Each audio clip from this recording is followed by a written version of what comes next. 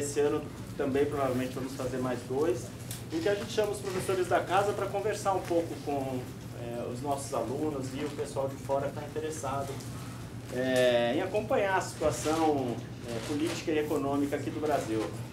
Nós estamos num momento especial, né, em que estamos à véspera de uma votação aí na Câmara e depois no Senado, do impeachment. Existe uma série de dúvidas com relação ao que vai acontecer, caso o Temer assuma, caso a Dilma permaneça, em termos de política econômica. Então, nós temos aqui 3 professores da casa, eu agradeço a presença em primeiro lugar. São sempre os 3 que participam do debate de conjuntura, são especialistas para reverter a situação. E depois o Melo fala um pouquinho da viabilidade dessas reformas e aí a gente abre para o debate. Tá bom? A ideia é que cada um de nós falemos pouco, assim, tipo 5, 10 minutos, para dar tempo de debater mesmo com a plateia. Que vocês façam perguntas para a gente fazer um debate legal. Tá bom? Muito obrigado pela presença. Então podemos começar. O Melo fala uns 5, 10 minutos. Bom, boa noite a todos. Bom, a gente vem fazendo esses debates, acho que já é o 4º, né? E começamos, eu acho que na eleição de 2014, antes da eleição de 2014, fizemos no ano passado, esse é o primeiro desse ano, e eu acho que a gente precisa parar de fazer esses debates, porque cada vez que a gente se encontra a situação está pior, eu acho que é por causa dos debates. Se a gente parar, talvez esse processo pare. Vocês perceberam que o Naércio já colocou da seguinte forma: nós estamos às vésperas de uma votação na Câmara e uma no Senado. Ele já se traiu, porque se você só tem a votação no Senado, dependendo do resultado da Câmara, né? E a perspectiva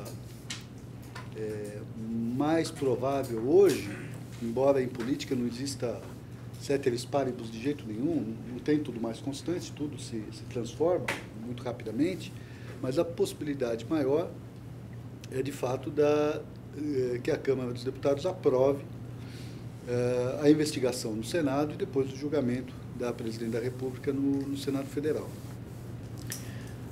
Mas, como o seguro morreu de velho, eu acho que a gente tem que pensar em 2 cenários ainda, né? Um cenário Dilma e um cenário Temer. E, a meu ver, nenhum dos 2 são promissores, né? Um pode ser pior do que o outro por um motivo simples. Um talvez não traga esperança nenhuma e o outro talvez traga alguma esperança. Só isso, né? O da Dilma, eu acho que é um cenário muito complicado, porque eu escrevi um artigo recentemente dizendo que ela tinha 4 trabalhos de Hércules para cumprir, né, se ela quisesse se livrar desse processo. E se, até faço uma brincadeira, se ela chegasse para Hércules, para o deus grego, e falasse: olha, você quer trocar os teus 12 com os meus 4? Ele falaria: você está louca, fica na sua.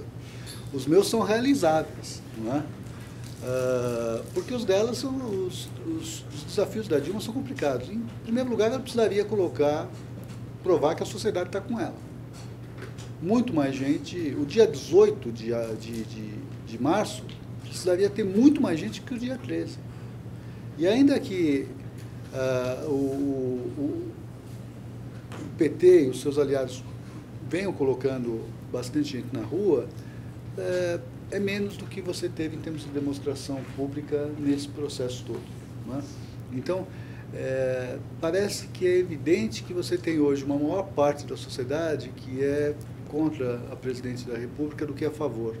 E as pesquisas também mostram isso, né? O segundo desafio dela seria rapidamente estancar o processo da Lava Jato, o que é impossível. Não dá. Nesse sentido, nem o Temer consegue.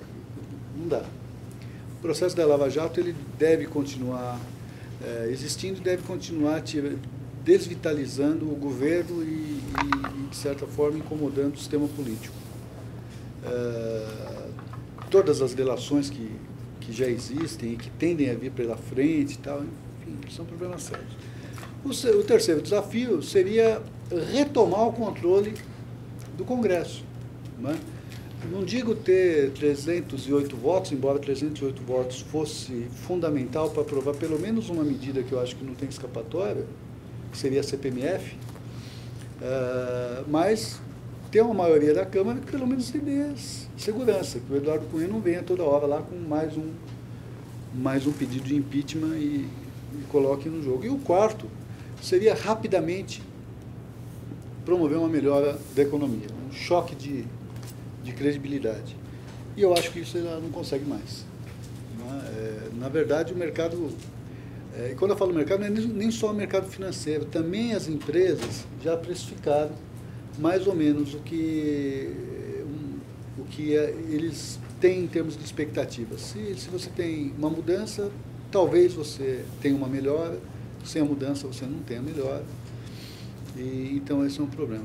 Então o cenário Dilma seria um cenário muito confuso. O presidente Lula andou tentando negociar a continuidade da Dilma, dizendo o seguinte: não, mas olha, vamos manter a Dilma, eu assumo, de certa forma, a Casa Civil e me transformo numa espécie de um presidente de fato e vou conduzir o processo de uma outra forma, vou trazer figuras importantes, vou reordenar o governo. Enfim, faço um discurso agora à esquerda, mas toco de uma forma mais conservadora. Igual o violino, pega-se com a esquerda, toca-se com a direita. Não é? Mas o Janot deu uma resposta eloquente, quer dizer, o Lula não vai assumir a Casa Civil, ou não assume tão cedo, não assume no timing do julgamento, da votação no Congresso. Portanto, fica difícil. E mesmo que venha a assumir, parece claro que o caso dele fica em primeira instância. Então ele fica, de alguma forma, vulnerável o tempo todo. Não é? Então, imaginar que uma pessoa que está vulnerável dessa forma possa dar conta do desafio do governo. Então, isso, de certa forma, fez com que uma série de deputados, que eu vou chamar de indecisos oportunistas, ficassem ali esperando, e aquele sinal do Janot, talvez até mais importante do que as denúncias do Otávio Azevedo, aquele sinal do Janot foi um sinal para que as pessoas começassem a ter uma definição que é, olha, a continuidade do governo não é positiva. Tal. Então, o cenário Dilma é um cenário com essa perspectiva. Eu não consigo ver outra. Gostaria de ser convencido que não pode ser diferente, enfim. Bom, é o cenário Temer. Eu tenho uma questão simples aqui. Hoje, se você olhar para as pesquisas, é interessante isso, Gino, você diz o seguinte: 20% da população está com a Dilma, a 1/5. 80%, a grosso modo, está contra ela. Você poderia dizer, não é isso tudo, na verdade você tem um espaço que não está nem a favor nem contra, tal, mas ela tem 20% a favor dela, certo? É esse o dado que eu quero enfatizar. Se você pegar o Temer, de largada, ele tem 20% contra ele, mas ele não tem 80% a favor. Eu acho que isso é uma questão para a gente considerar. Ninguém está saindo às ruas em defesa do Michel Temer. Tem isso. Pode vir a conquistar um espaço, mas não tem. Aliás, tem tanta desconfiança em relação a ele quanto tem em relação a Dilma. Então, o Temer, ele de largada, ele tem ali um déficit de credibilidade que não tem negociação, que é de 20%. Os outros 80% ele vai ter que conquistar. E o diabo é que ele vai ter que conquistar com uma agenda que não é nem um pouco popular. Ainda que você aumente Bolsa Família, dê alguns sinais, tal, você vai ter uma agenda complicada. Até para que você possa sustentar o choque de credibilidade, você vai ter que sinalizar para algumas coisas. Quando, por exemplo, você aprovar a CPMF, o que os 20% vão dizer? Não falamos? Olha, derrubaram o PT para aumentar impostos. Claro que vão usar isso. Quando vier com a questão da reforma da Previdência, tá vendo? Derrubaram o PT para acabar com a aposentadoria dos velhinhos. Né? Então, haverá uma tensão ali. Vai ser exigido do presidente da República muita habilidade vai se exigir habilidade de negociação, vai se exigir capacidade de persuasão na Câmara e no Senado para aprovar algumas medidas e uma grande capacidade de comunicação pública, de comunicação social. É algo mais ou menos como dizer, olha, tudo que eu posso prometer é sangue, suor e lágrimas no primeiro momento para que a gente possa seguir em frente. E eu tenho dúvidas se o Michel Temer tem essa capacidade de comunicação. Né? No WhatsApp ele é bom. Hã? No WhatsApp ele é bom. No WhatsApp ele é muito bom, embora tenha aquelas construções todas eloquentes, complicadas, etc. Tal, né? Ele é bom, mas eu não sei se é bom de comunicação pública. Além disso, a gente tem que entender um pouco o que é esse movimento social, político que tem ido para as ruas desde 2013. Você tem uma contestação ali muito ampla, muito geral em relação à política. Então, para que o Temer satisfaça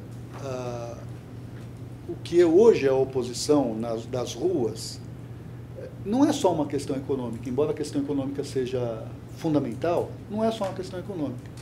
Você tem questões políticas ali, de renovação do sistema político, de mudança mesmo de modelo, que, dados os compromissos que o Temer tem, eu acho que é muito difícil de realizar.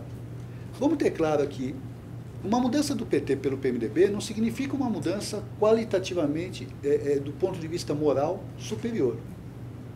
Tá? Você não está tirando um partido corrompido para colocar um partido limpo. Não mesmo. Né? Do ponto de vista do método, de como fazer maioria, etc., também não tem diferença. Os caras vão fazer maioria do mesmo jeito, distribuindo cargos e tudo mais. Né? O Hélio Gaspari, acho que hoje na Folha, no Globo, ele mata. Fala assim, pô, o cara já está negociando com os estados, uma trégua com os estados. Então, essa própria negociação da política, ela põe a perder o ganho que você poderia ter em termos de choque de expectativa econômico. Pode acontecer isso. Outro aspecto importante é que você falaria, tá bom, então você não tem um ganho moral, você não tem um ganho de método, mas você tem um ganho de operação. Os caras são mais habilidosos. Depois, vou usar os termos que o pessoal do PT está usando, depois da carta mimimi e do WhatsApp nhenhenhen, entendeu? Sabe, cara? Você fala, pô, mas tem umas lambanças aí, tem umas trapalhadas. A saída do governo do PMDB, onde você... Primeiro, o Barroso tem razão. A hora que você olha para a foto é um horror, né? A foto daquele pessoal que está comemorando a saída do governo. A foto é muito ruim. Você coloca o Eduardo Cunha, que está numa situação complicadíssima, para falar o mínimo, não é? Na mesa. Você tira a foto com o Jucá, você tira a foto com aquele povo todo. E o pior, você sai do governo e os ministros não saem. Você fala, pô, mas os caras não são profissionais, eles não são as raposas. Como que eles saem do processo de uma forma tão atabalhoada? Você começa a duvidar se são de fato habilidosos. Então, ganho moral não tem, ganho de método não tem. Ganho operacional haverá? Eu acho que é legítimo que a gente coloque essa interrogação. Não é? Então, o Temer, o eventual presidente da República, você tem uma janela de oportunidade, que é alguma coisa em torno de 100 dias, para agir muito rapidamente, para mostrar o que veio muito rapidamente. E num clima de muita tensão e de muito conflito, porque, na verdade, a presidente da República tem 180 dias para se defender e esse processo ainda não foi encerrado. Não é? Então, pode ser um cenário em que essas expectativas se deteriorem muito rapidamente. Pô, mano, você é pessimista pra cacete, hein? Vocês já me conhecem, vocês sabem que eu sou, mas, infelizmente, eu não tenho errado. A realidade No tem sido... debate você tem sempre acertado, porque a situação só... A realidade tem sido... Uma hora você vai errar. Uma hora eu vou errar, entendeu? Eu diria para você que é fácil ser pessimista no Brasil nos últimos tempos. Agora, o problema aí é o seguinte, é claro que pode não ser isso, que pode ser diferente. É evidente que pode. Mas a gente tem que baixar um pouco a bola e sair um pouco dessa euforia de que no dia seguinte está tudo resolvido. Que você troca a Dilma pelo Temer e tudo bem, você vai em frente, porque eu acho que isso é ilusão. Pode ser que no final das contas a coisa até melhore, que o Temer cumpra uma tarefa que é um período de transição para nos levar para algum lugar, política e economicamente, mas isso não vai ser simples, isso não vai ser fácil. Eu compreendo o mercado já precificando uma melhora, não é? Dólar caindo, bolsa subindo, tal, mas esses movimentos de mercado, eles não são expressão da verdade e do futuro. Isso são jogos, entendeu? São apostas. E eu diria que a gente precisa ser mais prudente, porque o mercado ele age muito rapidamente, ele compra e vende muito rapidamente. Agora, as nossas ilusões, elas não se constroem, não se destroem tão facilmente assim, elas deixam marcas mais duras, né? De modo que eu acho que é um cenário complicado. Eu me estendi muito além do que eu tinha que falar, os 10 minutos, mas eu acho que nesse momento a política infelizmente, central nesse processo todo. É isso. Bom, minha vez agora, boa noite. Queria fazer... Vou falar do cenário doméstico, mas eu queria primeiro começar falando um pouco do cenário externo, porque acho que é uma pequena, grande confusão na identificação do que está acontecendo com preços ativos no Brasil, atribuindo-se, muitas das vezes, os movimentos de preço de bolsa, de câmbio, de juros, ao que está acontecendo no cenário doméstico, quando, na verdade, o grande driver dos movimentos tem sido um movimento global. Certo? Nas últimas semanas, temos observado uma reversão forte no movimento de câmbio. O câmbio está agora abaixo de 3,50, um cenário inimaginável há um mês e meio atrás, ou 2 meses atrás. Temos a taxa de juros também, a curva já precificando cortes, e em alguns casos já uma trajetória acentuada de cortes. Temos as bolsas precificando já, na opinião de muita gente, o resultado do impeachment, mas se você observar o quadro externo, né, acho que o que está acontecendo no Brasil, que aconteceu de certa forma no mensalão, em outros episódios, é que as pessoas estão atribuindo aos desenvolvimentos dos preços domésticos, estão atribuindo o desempenho dos preços domésticos a eventos domésticos quando na verdade são externos. Que, na verdade, a apreciação do dólar tem pouco a ver com as chances, pouco a ver não, tem alguma coisa, vai ter alguma coisa a ver, mas tem muito menos a ver com um provável resultado da votação de domingo ou que vem depois, e muito mais com o movimento geral de enfraquecimento do dólar. A queda dos spreads, dos prêmios de risco, do CDS, também pode ser que em alguma medida tenha sido pautado pela expectativa de melhor. Né? Não vou dizer que isso não é possível, mas se você observar no último mês e meio, o Brasil não tem sido destaque em matéria de apreciação de câmbio. O Brasil não tem sido destaque na matéria de fechamento do CDS, o Brasil não tem sido destaque em matéria de fechamento de curva de juros. Esse movimento tem sido apreciado across the board, em todos os emergentes e também em alguns desenvolvidos. Então, essa é uma primeira reflexão que eu queria fazer, é pensar que, para que as pessoas qualifiquem melhor o que está sendo refletido nos preços dos ativos. É óbvio que tem uma euforia aqui, né? E eu queria discutir um pouco isso também. Mas tem um movimento global, e um movimento global que, além das preocupações domésticas, também, para mim, do meu ponto de vista, é uma fonte de preocupação. Né? Temos um mundo desenvolvido, Europa, Japão, Estados Unidos e a China. Se você colocar os quatro, basicamente 90% do PIB mundial, com inflação abaixo de 1%. Temos, em duas dessas 4 regiões que eu mencionei, a taxa de juros nominal, uma coisa que fazia parte dos capítulos de patologia dos textos macro, a taxa de juros nominal está em território negativo. Então, tem muita coisa muito estranha acontecendo no mundo. Esse movimento de enfraquecimento do dólar é mais um sintoma dessa situação anormal do mundo. E, a despeito do que possa se pensar aqui no Brasil, juros muito baixos, em geral, do meu ponto de vista, são mais sinais de doença, né, do que de saúde.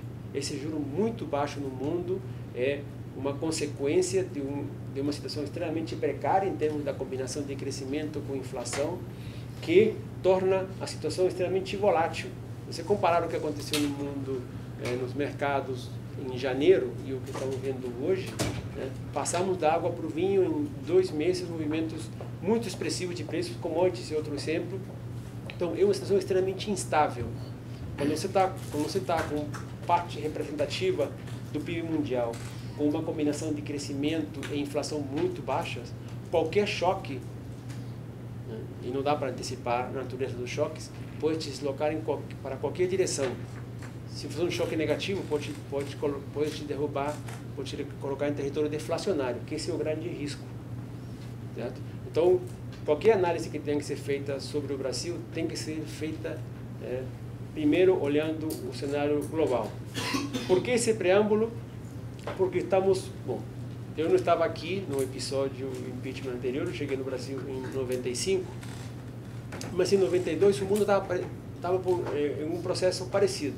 Os Estados Unidos estava saindo de uma recessão de 90 a 91, teve um ciclo de cortes de juros, teve um episódio de fluxos de capital que começou no final dos 80, início dos 90, e esse fluxo de capital, particularmente em América Latina, se deu para países que estavam fazendo reformas e que não estavam fazendo reformas. O Brasil era do grupo que não estava fazendo reformas e se beneficiou também. Eu diria assim, pode soar extremamente provocador do que eu vou falar, o plano real aconteceu por sorte.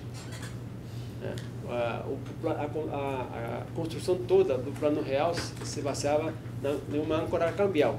A âncora cambial se baseava na moeda forte. E a moeda forte do dólar. Ele estava se fortalecendo porque os Estados Unidos estavam saindo de uma crise.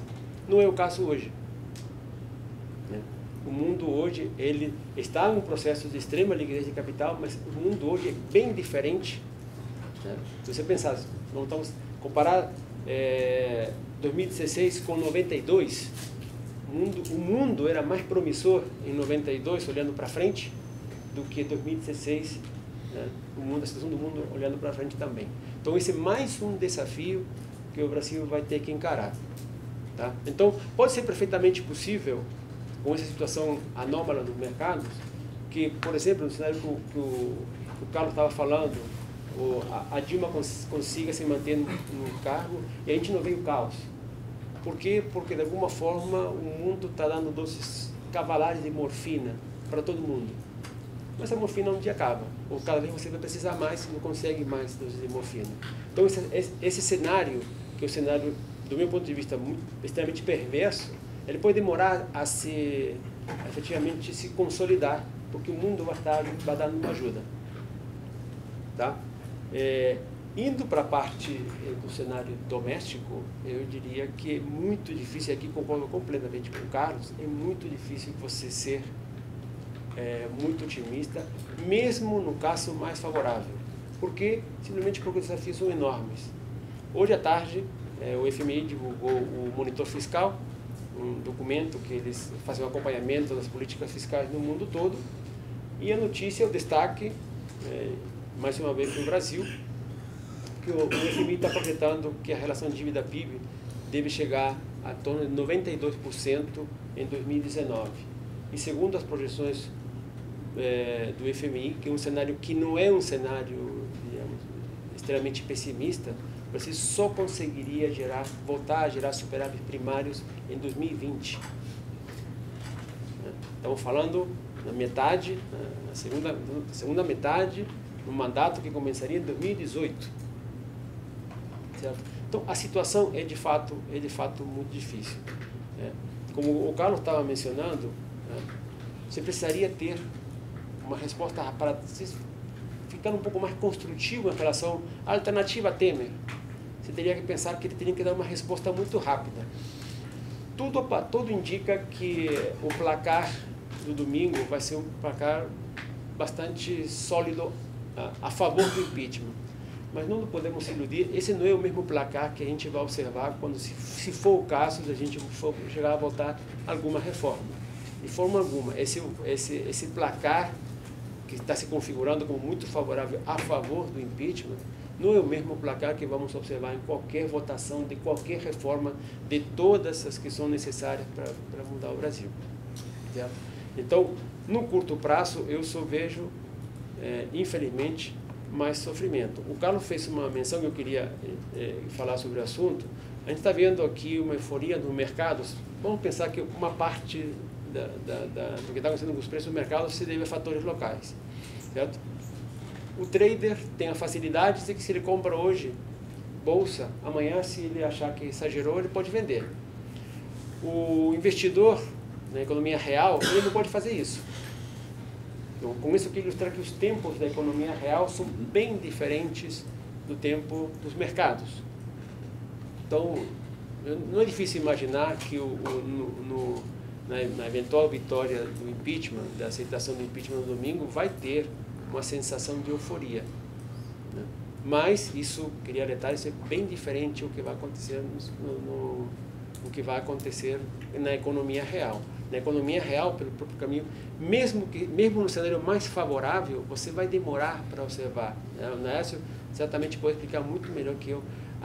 A dinâmica do mercado de trabalho ainda não passou pelo pior momento. E isso vai acontecer qualquer que seja as medidas implementadas pelo próximo governo, mesmo no cenário que tudo dê certo. Tem uma trajetória contratada de aumento do desemprego, de perda de renda, ainda pelo menos por mais 2, 3 trimestres. Temos, aqui, para não dizer que eu só falo má notícia, tem a boa notícia da queda da inflação. A inflação finalmente parece que está no ponto de inflexão. Qual é a dificuldade com isso? Qual é a âncora da inflação? A âncora da inflação foi a recessão. A inflação só começou a cair, finalmente, porque a recessão revelou-se muito pior do que qualquer um de nós poderia imaginar quando a gente começou esses debates em agosto ou setembro do ano passado, de 2014. Quando fizemos a primeira reunião aqui, alguém me fez a pergunta, e acho que é a segunda vez que eu repito isso, me fizeram uma pergunta se iria ter ajuste em 2015. Eu falei, o ajuste vai ter, certo? O ajuste ia ter de qualquer forma. A economia, isso, quem foi aluno comigo de fundamento de macro sabe disso, que eu sempre defendo, a economia sempre vai se ajustar. A ação de política econômica é apenas para encontrar atalhos para diminuir o custo. O que estamos observando, no que observamos nos últimos ano e meio, 2 anos, é a economia se ajustando sozinha. Por quê? Porque, de fato, não houve nenhum esforço de política econômica sério para ajudar a encontrar algum atalho para diminuir o custo. Então, o que a gente está observando agora é o resultado do ajuste da pior forma possível. Do ajuste no sentido de que a economia encontra seu rumo ao custo mais elevado, ao custo desse emprego já em 2 dígitos, ao custo de uma recessão que vai trazer o PIB per capita em uma queda em 3 anos em 10%, a recessão mais longa da história, uma série de coisas. Né? Quando estava falando de inflação aqui, a âncora foi a recessão. A recessão não pode ser uma âncora de inflação, certo? Porque senão teríamos que partir do princípio que para manter a inflação controlada teríamos que estar permanentemente em recessão, e essa não é a ideia, certo? Então,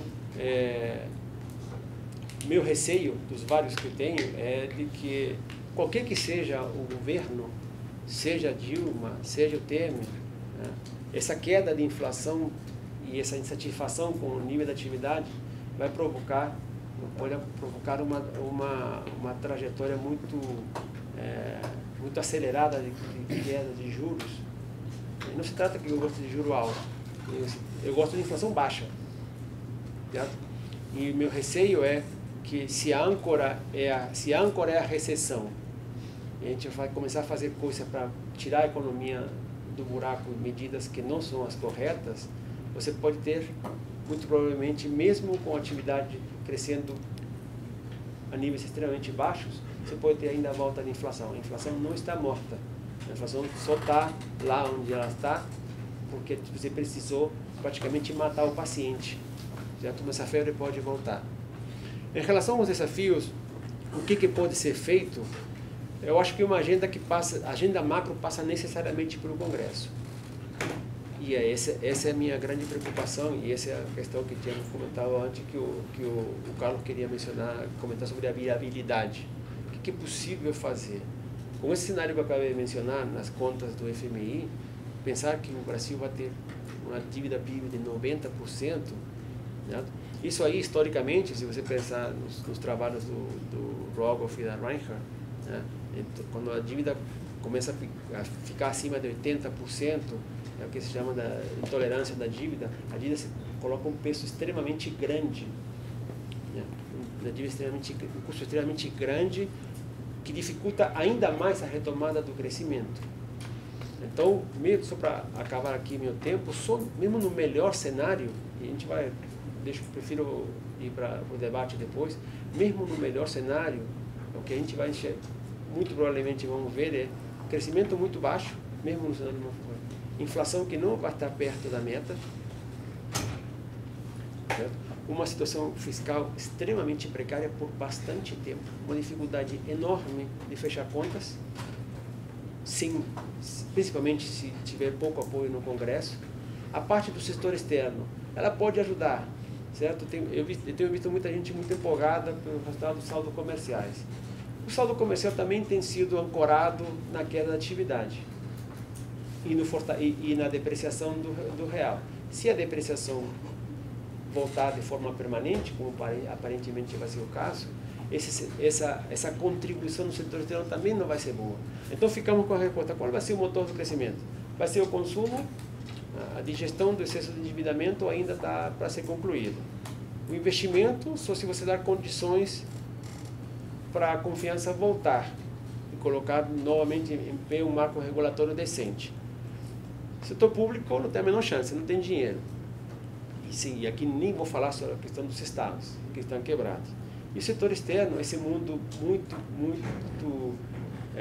muito risco de deflação, ele coloca ainda mais risco. Então, mesmo que tudo dê certo aqui, o cenário ainda vai ser de dificuldade por bastante tempo.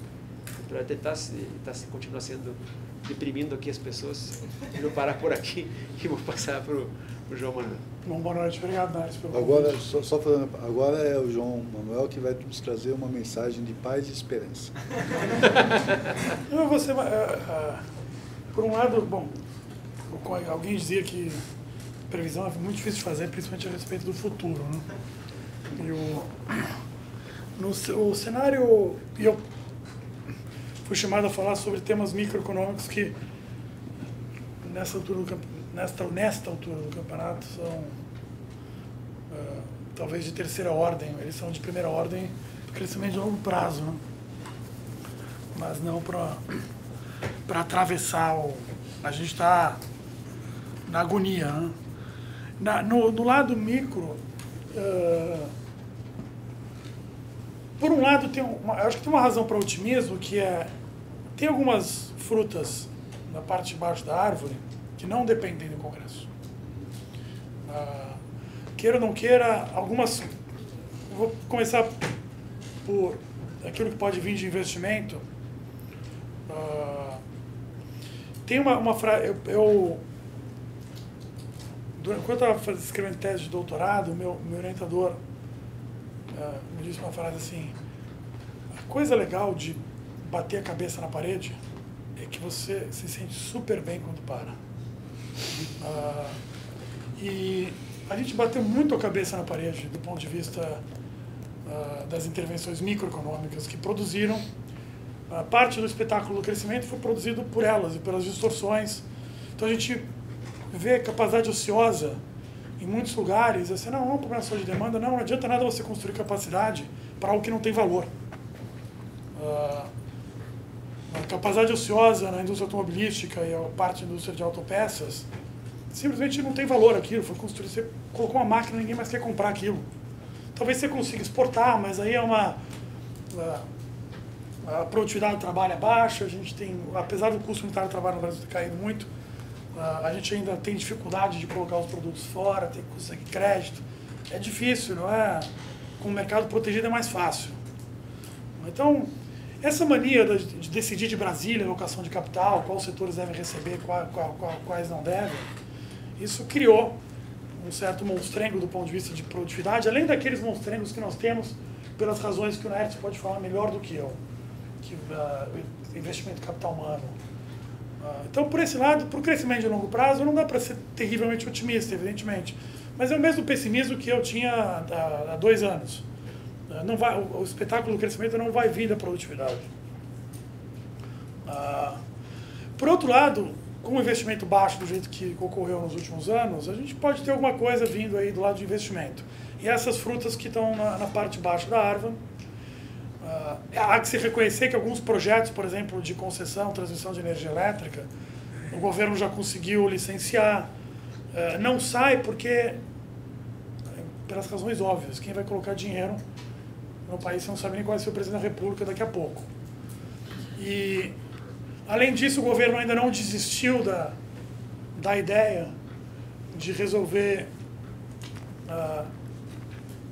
um temor de tarifas altas, impondo preços máximos de tarifa e errando sistematicamente. Faz o leilão, ninguém aparece porque o preço máximo de tarifa não é atraente. A verdade é, nós somos um país arriscado hoje. E risco se transmite em preço. A gente vai ter que pagar a conta. Então não adianta você dizer... Então eles ficam tentando acertar assim, agora eu vou dar um pouco mais de WACC. WACC é o retorno que você... ponderado que você dá ao capital de um certo investimento. Agora eu vou passar de 9 para 9,5 nos leilões de transmissão de energia elétrica. Não sai. Vou tentar 10 agora. Não sai. Que tal parar de tentar e deixar os sujeitos... Talvez apareça um para me dar mesmo. E ele vai exigir um WACC de 15. A gente vai ter que pagar essa conta. É melhor do que não sair. A gente precisa de alguma boa notícia. E do lado das concessões a gente pode ter uma boa notícia. Não depende de Congresso. Mudar a alocação de capital, diminuir as distorções via BNDES, você não pode retirar. Quando você... Tratamento, eu faço economia do crime, então eu estudo um pouco o mercado de entorpecentes ilegais. Você não tira um viciado da cocaína da noite para o dia. É evidente que, dada a estrutura da intermediação financeira no Brasil, o BNDES é importante, continuará sendo importante, independentemente de quem estiver lá. Mas você pode começar a diminuir as distorções e mandar melhores sinais. Então, do lado de concessões, eu sou levemente otimista. Eu acho que tem...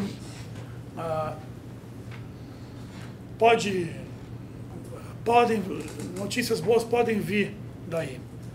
E o investimento em infraestrutura talvez melhore um pouco a produtividade. No longo prazo, acho que não dá para ser muito otimista com a produtividade, a gente vai ter que fazer muito mais.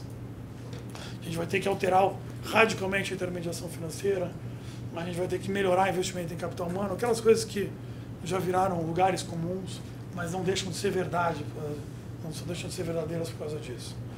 A gente vai ter que dar algum choque. Eu acho que uma maneira é a gente dar outro choque de abertura na economia, talvez menos radical, de uma maneira menos radical do que foi feita no começo dos anos 90, para não matar o paciente durante o processo. E talvez, se a gente conseguir fazer isso tudo certinho, e essas coisas não dependem de Congresso, a gente possa melhorar um pouco a produtividade daqui 4 ou 5 anos. Começar a melhorar. Fortalecer a concorrência. Essas coisas todas vão ter efeito sobre a produtividade, não tenho a menor dúvida, mas vai demorar. As frutas que estão na parte baixa da árvore são só os programas de concessão que, de uma maneira trabalhada, mas tem projeto aí feito, e alguns deles já licitados. Eu acho que o fechamento de juros vai ajudar muitas empresas, fechamento de juros longo. Tem muita gente muito alavancada, muito endividada que vai ter um alívio que vai ser importante aqui. Acho que a inflação convergir para a meta, a gente conseguir descer a curva longa de juros vai ser importante do ponto de vista de microeconômico para estimular um pouco o investimento. O que eu sou um pouco mais otimista eu acho que time faz diferença. Acho que você botar um time de segunda classe, você vai ter um resultado de segunda classe. Eu acho que uma coisa que o governo faz sistematicamente desde 2008 é jogar com um time de segunda classe. Segunda não. Bom, eu acho que isso não depende de Congresso, isso depende de vontade e percepção a respeito de uma certa arrogância a respeito, eu sei decidir, eu sei alocar capital, eu sou melhor, eu sou... Se a gente começar a jogar com um time de primeira classe, eu acho que alguma diferença vai fazer. Vai fazer diferença na credibilidade da política econômica. Eu nunca acreditei, eu sou sócio de um hedge fund no Rio, eu nunca acreditei. O pessoal que sempre quer... O mercado, na média, ele é longo em Brasil, né? Porque a gente compra os papéis aqui, a gente não tem vantagem comparativa em comprar papel fora, então a gente compra aqui, você acaba ficando longo no seu próprio mercado. É uma coisa... Então as pessoas estão loucas para gostar mesmo, né? Porque isso dá no bolso delas. E se tiver otimismo, talvez consiga vender para alguém caro. Tem essa também. Mas quando o Joaquim Levy foi nomeado, eu dizia, não tem chance de dar certo. Junto com o Nelson Barbosa, e principalmente com o presidente do Banco Central sem credibilidade, que ia ter que correr atrás da credibilidade na pior hora possível. Não precisa de um marciano. Até um microeconomista olha para isso, desce no Brasil e olha o produto caindo 3%, a gente aumentando os juros, o mix de política não pode estar certo. Pode estar localmente certo, mas globalmente não pode estar certo, é uma coisa enlouquecida. Isso é resultado de um banqueiro central sem credibilidade, tentando correr atrás da credibilidade na pior hora possível. Então, eu achava que não tinha nenhuma chance de dar errado, tinha risco. A pessoa quis gostar, porque acredita em duende, acredita em um monte de coisa, coelhinho da Páscoa. Como é que o Joaquim sozinho vai entregar as coisas? Não ia mesmo. Não havia comprometimento com o time de primeira classe e não havia comprometimento em tentar fazer política econômica de primeira classe. Nenhuma. Se houvesse, não teria escolhido o ministro do Planejamento que escolheu e não teria mantido no Banco Central o time que manteve. Eu acho que, sob esse ponto de vista, se o cenário for de aprovação do relatório da comissão de impeachment e abertura de processo no Senado, eu acho que o vice-presidente da República, eu não consigo nem pensar em ruído de Lava Jato e outros. Eu acho que ele tem a oportunidade de botar um time de primeira classe e, de alguma forma, ter um choque de credibilidade no curto prazo que pode melhorar alguma coisa. Agora, a macro vai atrapalhar muito a micro. E, infelizmente, a saída da exportação, os quantos estão melhorando um pouco, a quantidade exportada, mas lentamente. O espetáculo da exportação numa economia fechada como o Brasil, não pode, meio que por construção, não vai ser por aí. Mesmo que a quantidade exportada estourasse, isso não vai resolver nosso problema. Então, em resumo, eu vou falar pouco, porque o meu tema é desimportante frente aos desafios políticos e macro que estão colocados. Mas algumas frutas na parte de baixo da árvore, acho que estão disponíveis. São poucas, mas tem que colher qualquer coisa agora, né? Do ponto de vista da produtividade de longo prazo, a gente precisa fazer tudo certo para começar a melhorar daqui a uns 5 anos. A boa notícia é que boa parte disso, acho que educação menos, mas a outra parte que vem do outro fator de produção capital, eu acho que depende menos de Congresso, depende menos desse processo complicado de agregação de preferências que nós temos no Brasil. Dá para fazer muita coisa certa que vai ter efeito, mas vai demorar. Agora, condição necessária é botar um time de primeira classe. Quem sabe, se houver... Eu não acredito que a Dilma... Talvez o Lula fizesse colocar um time de primeira classe. Ele já fez isso antes. Isso era motivo de esperança. Mas, como disse o Carlos, mesmo se o relatório não for aprovado,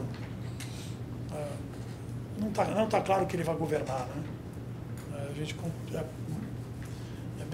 talvez mais provável que a gente continue com ela governando. E eu duvido. E isso é pouca ciência e muita percepção. Os sinais que ela deu desde sempre é que ela não está muito interessada em time de primeira classe para ela, é ela mesma. Sobretudo se sentir fortalecida, Fortalecida, né, legitimada por 172 votos. Essa coisa no Congresso Nacional. Então, eu acho que eu sou da margem, dada a desesperança que o Carlos e o Gino passaram, acho que eu sou otimista aqui, mas é um otimismo bem regrado. Então, obrigado. Vou fazer um rápido comentário e a gente... Vou começar pelo João e depois eu vou lá na questão do Gino. O time faz uma diferença danada, mas técnico faz uma diferença muito grande também, né? Porque você pode, de repente, na desesperança, com o time de cabeça de bagre e tal, até ter uma boa performance, não é? Se nós somos corintianos, depende, você tem o Tite, não é? Se você tem um Filipão, né, se você tem um timaço, você é campeão da Copa do Mundo, mas se você não tem, você toma de 7-1, entendeu? Então, depende de quem é o técnico nessa história toda. E o Temer vai ter que se provar. Num cenário como esse, eu não sei se você consegue, de alguma forma, atrair um grande time. Eu tenho dúvidas com relação a isso. O pessoal não vai querer jogar no São Bento Sorocaba, é isso? Não vai, porque é muito instável. É muito instável. Porque, olha... Como foi o processo? O processo do Collor é completamente diferente pelo seguinte, porque o Itamar, ele não era... só fazer eu não gosto de falar muito do Collor, porque eu tenho um livro sobre o Collor. Mas se eu começar a falar, vocês vão falar que eu estou fazendo propaganda do meu livro. Como eu já acabei de fazer, eu não preciso falar mais. Sutilmente. O Itamar era diferente, porque o Itamar, ele primeiro não tinha, ele é um outsider, ele não tinha nenhum compromisso com o PMDB. E não tinha possibilidade de reeleição. Nenhum. E não existia reeleição. Não existia. Então o Itamar, ele fez como ele bem quis. E fez bobagem pra cacete no começo. Entendeu? O Fernando Henrique, se não me engano, é o terceiro ou o quarto ministro da Fazenda. O real que caiu por acaso. Mas sabe o que acontece? Teve um ajuste, de alguma forma, na economia, depois dos desatinos todos do Collor, não é? O mundo estava melhor, e teve alguns ajustes. O período do Marcílio parece que foi um período positivo. Na verdade, desde a política do arroz com feijão lá do Maílson, a coisa vinha melhorando um pouco. Então, eram condições diferentes. O presidente estava muito mal, mas a economia não estava. Mesmo que você tivesse passado por uma recessão grande, com sequestros, que foi aquela bobagem do começo, mas... Enfim. Então, era diferente. Então, o Temer é um problema. Ele vai atrair um grande time. Aliás, o Collor atraiu um grande time antes de cair. O Collor fez uma mudança, uma reforma ministerial que tinha gente boa. Notáveis. Enfim, tinham pessoas ali que a Dilma não conseguiu fazer isso. Porque não é do temperamento dela. Ela acha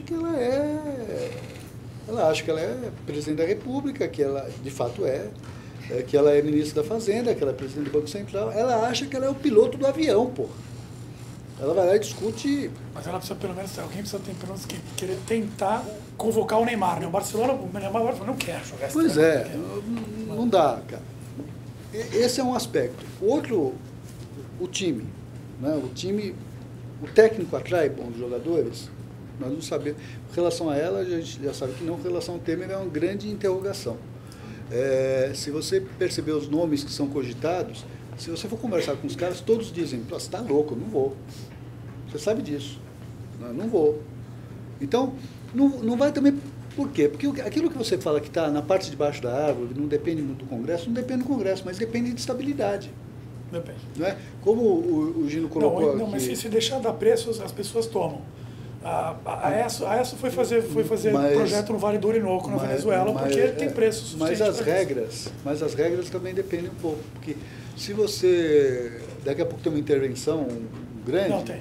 Você precisa dar um arcabouço regulatório. Você tem um processo, você tem um arcabouço regulatório que passa pelo Congresso Nacional, em primeiro lugar. Em segundo lugar, se você olhar para o cardápio da eleição... Eu tentei ser otimista, ele está... Se você olhar para o cardápio da eleição de 2018, cara, o cardápio é muito ruim. Entendeu? É muito ruim. Quer dizer, não tem muito... A hora que você olha para os nomes que estão colocados no Datafolha, embora pesquisa 2 anos e meio não valha nada, mas se você colocar para o cardápio, porque aquele é o cardápio mais ou menos imaginável em 2018. Ele é ruim para cacete, cara. Entendeu? O Lula acho que ele chegou no teto. O piso dele é alto e o teto é muito baixo. Ele está corcunda ali naquele processo. Marina.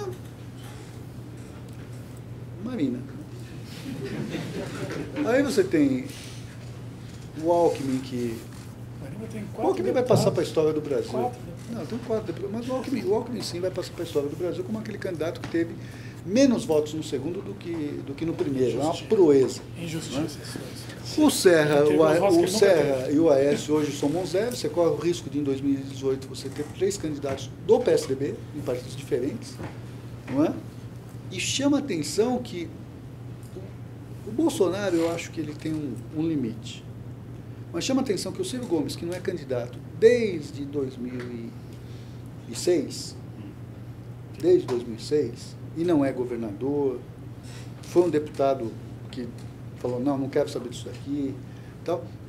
O Ciro tem empatado com o Alckmin. O Alckmin é um cara que tem... É o sujeito que mais tempo ficou no governo do principal estado do país. O Ciro está empatado com o Alckmin.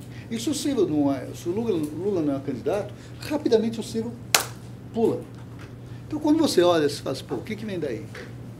Eu não estou nem falando de Bolsonaro, hein? O que vem daí? Não é?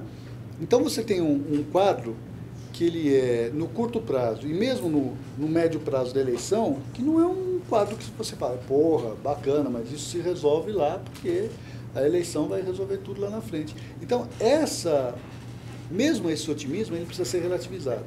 Né? O que eu acho que é interessante é que na crise você vai fazendo ajustes, as empresas as que não quebram, elas se remoçam, tal, elas se renovam, você pode ter uma melhora nesse aspecto, mas eu acho que é muito delicado. O outro aspecto que é delicado é o seguinte, quando você olha para o time, não é? Eu acho que é a primeira vez na história do país que você tem que perguntar o seguinte, pô, mas quem vai ser o ministro da Fazenda do Temer? Isso não é novidade, certo? Mas é a primeira vez na história do país que você tem que perguntar quem vai ser o ministro da Justiça. Nunca foi uma questão, pô, quem vai ser o ministro da Justiça do Fernando Henrique, do Itamar, do Getúlio Vargas, nunca se perguntou quem vai ser o ministro da Justiça. Hoje, você tem que perguntar quem vai ser o ministro da Justiça. Aliás, veja que coisa interessante, quando você chega numa situação em que você é capaz de dizer os 11 nomes do Supremo, do STF, e não consegue falar 2 da seleção brasileira, é porque você está numa crise desgraçada. Você está numa crise no futebol, na política e na justiça. Porque ministro do Supremo não é para ser conhecido assim também. Tem alguns lá que abrem a geladeira, acendem a luz e eles dão entrevista. Entendeu? Não pode. Não é? Então, você tem um cenário que você ainda tem muita incerteza. Você vai depender demais da liderança política, que também é uma grande falha, uma grande deficiência nossa. Será que aquele grupo do PMDB, então, Temer, Jucá, Moreira Franco, será que eles conseguem se superar e trazer um time importante, relevante? Essa é uma questão, eu não sei responder. Tá? Essa é uma questão que a gente vai ter que olhar. Como vai ser esse time? Como que eles vão conseguir responder a isso? E eu acho que você tem total razão. É verdade. Eu acho que até preciso corrigir a minha fala. Mesmo o cenário, mesmo esse sentimento otimista, ele nem é 100% nosso, nem é todo nosso. ele está um pouco aí contaminado por um ambiente externo que, aliás, olha para o Brasil e fala assim, porra, para quem está investindo na Rússia e no México, um grau de banditização tão grande, deixa o Brasil lá também, que não é, enfim, não está tão ruim. Então, o que a gente tem é um cenário de incerteza muito grande. Pelo menos um ano, eu tenho dito o seguinte, vai chegar um determinado momento, parece que esse momento está chegando mesmo, que a gente ia ter que optar entre vários péssimos. Você não tem uma opção entre uma coisa boa e uma coisa ruim. Você tem uma opção entre duas coisas ruins. E você vai ter que escolher qual delas é menos ruim. Não é? Dizer... O sujeito que fala assim, eu sou a favor do impeachment, precisa de correção, porque ninguém pode ser a favor de impeachment. Da tese, não, vamos eleger, vamos impedir e tal. Não é assim. Impeachment, às vezes, você é a favor do impeachment, ou contrário ao impeachment, dada a sua inevitabilidade. Entendeu? Então, o Brasil pode chegar ao impeachment porque ele se transformou em algo inevitável. Mas, quando você impede um presidente da República, é claro que isso não significa algo positivo. Isso é algo negativo, é algo dramático. E aí a minha questão, a gente ficou mal acostumado pelo impeachment do Collor. Porque no impeachment do Collor a gente passou a acreditar que o impeachment do presidente da República é um passeio no jardim. Entendeu? É a Dilma pedalando nos jardins, olha que maravilha. Não é um passeio no jardim. O impeachment do presidente da República não é um passeio no jardim. Foi com o Collor, porque o Collor uniu o país. O Collor uniu o país. Por quê? Porque o Collor não tinha base social. O Collor era do PRN. A Dilma e o PT, gostem ou não, têm bases sociais. É diferente. Esse impeachment, ele divide. Ele pode não dividir 50% a 50%, mas ele divide. Vai deixar sequela. E aí tem um outro detalhe. Algumas coisas que estão acontecendo na operação desse processo me preocupam muito. Não é? Vamos pegar o caso do vazamento do WhatsApp. Você tem duas versões. Uma delas é o seguinte: o cara se atrapalhou com o WhatsApp e mandou para quem ele não devia. Meu Deus do céu. Se você tem uma precariedade tão grande para mexer com o celular, você mexer com o país, sabe? É muito mais complexo. Quer dizer, esse tipo de lambança é tão estapafúrdia que a outra versão talvez faça sentido, de que não foi uma lambança, que foi um vazamento para passar um recado, olha, vou fazer isso, vou fazer aquilo, acalmar, tal, e avançar sobre os indecisos do Congresso. Essa é a versão que a Dilma hoje está soltando. Só que essa versão, ela é complicada, ela pode te ajudar a ganhar a votação no domingo, mas ela compromete o dia seguinte. Porque a ideia de conspiração, ela fica clara, pô. A ideia de que o vice conspirou, se não for um vazamento, se for deliberado, fica claro. A ideia, o que passa para a história, é que nos bastidores o Temer estava trabalhando pelo impedimento da presidência da República. Esse tipo de situação não é bom, sabe por quê? Porque ele cria uma tensão, ele cria uma incapacidade de você reunificar o país, que é muito complicado. A principal tarefa do Temer é fazer um governo de transição e entregar em 2018 um governo melhor economicamente, mas politicamente também. E esse tipo de postura parece que aguça a tensão política, né, e não resolve as nossas questões. Então, enfim, vamos tomar uma cachaça, porque tem muito jeito. Então vamos abrir para perguntas. A gente pega umas 5 perguntas cada vez, vocês vão ter que exercitar a memória e as habilidades cognitivas para guardar as perguntas. Eu vou começar com uma perguntinha, dado que eu sou organizador, que o Melo, é possível que a situação que vai se deteriorar antes de melhorar, será que isso não pode, aliado aos protestos do PT pelo impeachment, ocasionar a volta do Lula em 2018, na eleição, essa é uma coisa que me passou pela cabeça, porque a situação vai piorar muito antes de melhorar. Vamos ter protestos, e aí as pessoas vão ficar inquietas com a situação econômica e social. Será que isso não pode fortalecer depois de 2018? O Lula chegar, tá vendo? Não deu nada certo, foi um golpe, agora vou voltar para arrumar tudo. Uma possibilidade, eu queria saber a sua opinião. Mas vamos pegar outras perguntas antes disso. Por favor, eu queria saber a probabilidade do cenário via TSE ser incluído a chapa, ou seja, o Temer junto com o Dilma, o que vocês veem para mim? Se houver a cassação do Temer também. A minha pergunta vai um pouco em linha com o que o João Manuel falou, né? Você vê que tanto na economia quanto na política as pessoas se pautam muito por expectativa, né? E está tudo muito efervescente hoje em dia e tudo mais. E mudanças não acontecem de uma hora para outra, né? Então, a gente estava falando que o melhor dos cenários, a gente vai ver uma mudança legal para daqui a 4, 5 anos. O fato de a Dilma vindo a cair, vindo a renunciar, enfim, não trazer uma melhora imediata é um choque de decepção para o pessoal, o brasileiro e tudo mais. Tem uma pergunta. Boa noite. Saiu uma pesquisa recente que grande parcela da população ainda, principalmente classe C e D, continua a não se ver representada pelos movimentos que estão nas ruas, né? Inclusive não enxerga nem na situação e nem na oposição uma possibilidade de melhora. Aliado à pergunta que foi feita de via cassação ou até cenário 2018, a gente tem eleições municipais esse ano e, querendo ou não, já existe uma tendência bem grande de refletir uma tirada do PT, né, que deve ser o partido que mais vai sofrer nessa situação. O quanto isso contribui ou não dos 20%, né, que você citou, professor, do apoio ao Michel Temer para um eventual governo?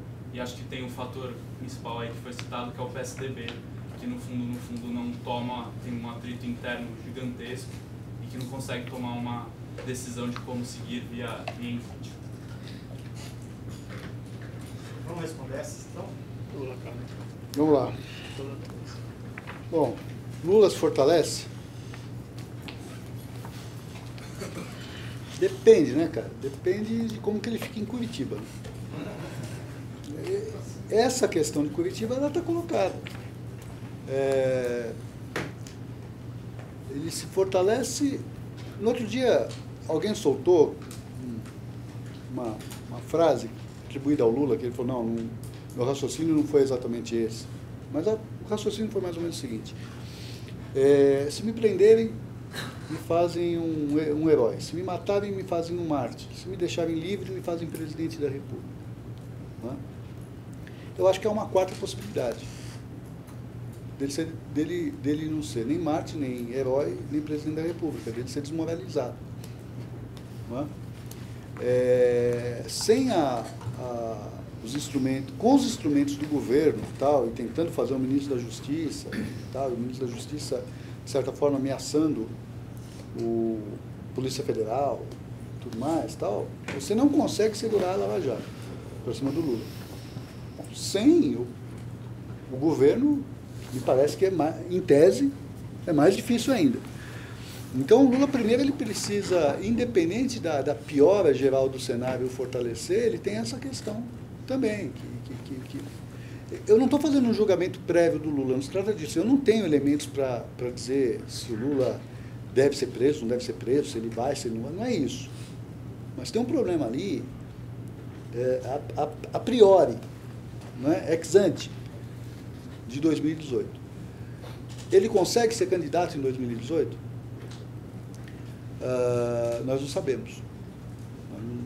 Não sabemos. Se ele conseguir ser candidato e a situação se deteriorar muito, e a saúde ajudar e tudo mais, e se tanta coisa, pode ser que se fortaleça. Na ausência do Lula candidato, se abre um vazio, que eu não acho que é preenchido pela Marina. Eu acho que é preenchido pelo Ciro. É interessante que o Ciro tem criticado fortemente a Dilma e o Lula, mas o PDT hoje decidiu que vai com a Dilma até o final. Não é? Por quê? Porque, cara, se sobrar esse eleitorado possível, é claro que ele vai abraçar. Ele tem 8%, mais 20% vai a 28%. Entendeu? Está numa eleição que tende a ser fragmentadíssima, que teve muitos candidatos, ele está no segundo turno. Né? Contra quem? Entendeu? O que vem daí? Então esse jogo é um jogo ainda complicado. Eu não acho que o Lula emane um carisma extraordinário que... Não, eu acho que a figura carismática do Lula ela é muito vinculada às circunstâncias todas que ele viveu. Não é? Um cara que o carisma emana de si próprio não perde 4 eleições, como o Lula perdeu, para o governo e 3 para presidente da República.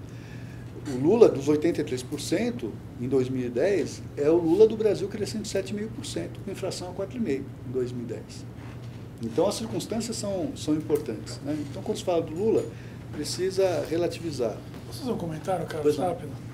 O Lula tem, segundo a última pesquisa, oscilou um pouco, mas ele deve ter no 50 e pico% de rejeição. Tem 53, se vocês... na última, né? Na penúltima, 58. Esse negócio oscila. Quando o João Santana recebeu a campanha da Dilma, com o governo por volta de 30% de aprovação, ele tinha um latifúndio na televisão, ele entregou, com a economia embicando para baixo, o governo com 43% de aprovação, e foi isso que reelegeu a Dilma. Eu acredito em tempo de televisão. Eu não sei exatamente onde o Lula vai buscar a diminuição dessa taxa de rechaço. E com as taxas de rechaço, acho que nem o Papa Francisco se elege. Quando você fala de tempo... Sem o João Santana. E sem o Gênio. Veja, e provavelmente com uma bancada reduzida em mais de 25 deputados, o que vai fazer com que o tempo de televisão despenque. E um segundo comentário eu acho, e vai um pouco na linha da classe C e D, é claro que a classe C e D não está representada, porque eu acho que essas manifestações na Paulista, a minha leitura é que isso tem um sentimento enorme de anti-PT e um pouco de anti-incumbente aí. Esse pessoal está preocupado com o bem-estar econômico. Entregou para o PT antes e saiu agora porque não recebeu. Eu acho que as pessoas entendem factuais, elas não entendem contrafactuais. O que eu quero dizer com isso? As pessoas entendem antes e depois. A minha vida melhorou ou a minha vida piorou? Eu acho que é muito mais difícil da cognição a minha vida poderia ter melhorado mais. Eu acho que é muito mais difícil de vender esse peixe. E esse foi um peixe que, honestamente, muito difícil, o PSDB nunca conseguiu comunicar, porque os anos 2000 foram melhores que os anos 90, por várias razões. E o PT surfou isso por mérito, por sorte, não importa. Eu acho que uma coisa que é muito educativa, eles vão construir a narrativa do golpe, tudo bem, os 20% vão ficar raivosos, e vai ser um passeio, não vai ser tão passeio no parque como foi com o Collor, concordo contigo. Mas é muito didático que tem estourado no colo deles. Eu acho que as pessoas vão lembrar disso. A minha vida piorou com ela. Eu acho que a narrativa do não, olha o golpe que criou o problema, eu não sei. Mas é a narrativa, né? É uma narrativa. É uma narrativa, acho que para a aldeia dos irredutíveis lá, sem a poção mágica e sem o charme do Asterix. Eu honestamente não acho que, para a maioria da população, acho que a maioria da população viu o deterioro da sua situação econômica com ela. E acho que atribui a ela, tanto é que ela deve rodar com 50% de reprovação no Nordeste. Assim, acho que se for em Pernambuco e no Ceará, isso deve ocorrer. Claro que dali 2 anos, as coisas de Curitiba eu não tenho a menor vantagem comparativa mas agora, o fenômeno, alguém ocupar o espaço dos 20, eu acho que o Ciro Gomes é candidato. Eu acho que ele morre por si mesmo, já morreu antes, né? Pela própria boca, mas a realidade pode mostrar que até o Ciro Gomes é capaz de aprender. Pois é. A Dilma não foi. A Dilma não foi. Bom, mas voltando, a questão do TSE. Ela está presente. E esse é um outro problema que dificulta a vida da Dilma. Porque passada essa fase do domingo agora... E do Temer também. E do Temer também. Mas passada essa fase do domingo agora, você ainda tem outro. Entendeu? É uma... Agora, a sua pergunta, ela leva a um outro raciocínio, quer dizer, os dois caçados, a possibilidade de uma eleição direta. Eu escrevi um artigo que está no Jota, essa semana, escrevi junto com o Milton Seligman, que a gente trata disso. Olha, o nome do artigo é O que temos é somente o que temos.